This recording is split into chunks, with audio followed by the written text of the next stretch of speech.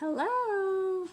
Happy St. Patrick's Day. So today I wanted to share some easy ways and some recipes to sneak in more nutrients for your kids, right? It's those greens that a lot of times kids don't want to eat.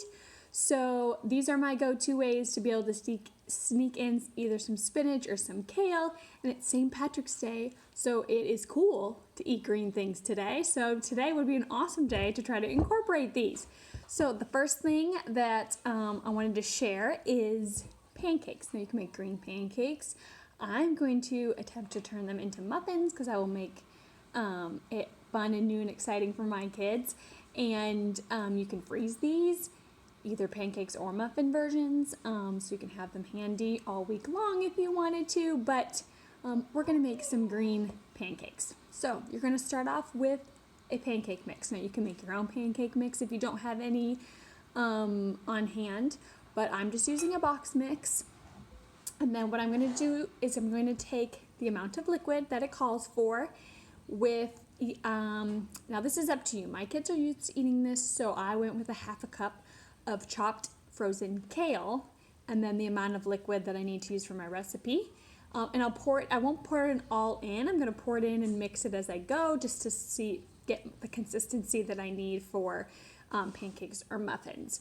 Now you can use fresh spinach or kale, and the water, you'll just blend it up in here or in a food processor or in a big blender, whatever you've got.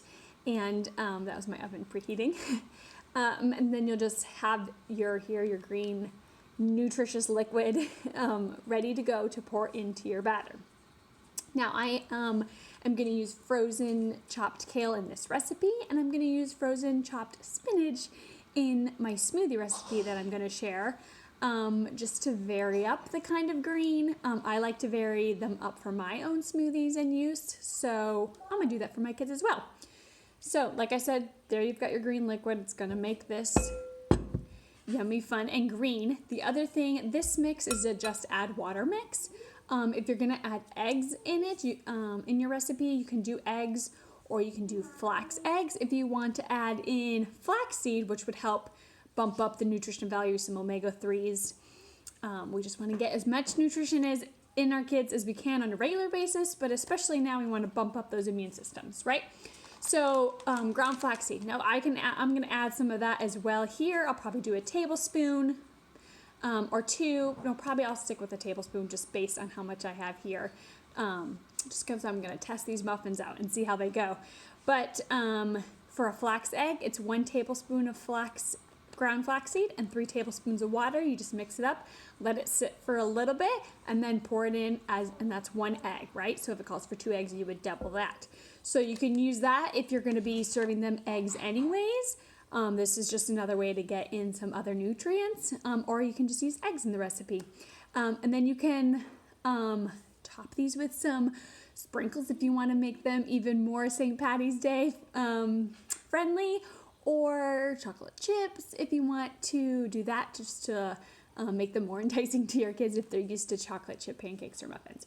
But so that is the green pancake recipe that I'm going to do. Now the other thing that my kids love are green smoothies. Now we have these handy smoothie cups, which are amazing. I can make a full smoothie in this, and then I'll divide it between my 2 kids. They're toddlers, 2 and 4, so half is perfect for them. In here, I went up to about here. I did the frozen chopped spinach. Then I did a third of a banana, a frozen banana. The frozen fruit is just going to help, and the spinach kale is just going to help keep it a thicker consistency when making this smoothie, so I don't have to use any ice. And then as far as a banana, if you want to put more banana in, banana's great because that's going to help cover up the greens in it, so they don't taste that. They're going to taste the yummy fruit and the bananas. So I'm just doing a third of a banana in here. I'll probably throw a third of a fresh banana in as well, just to help it be not super thick. And then I did frozen blueberries in here. You could do any fruit that you have on hand. I just grabbed the blueberries. I know they love those.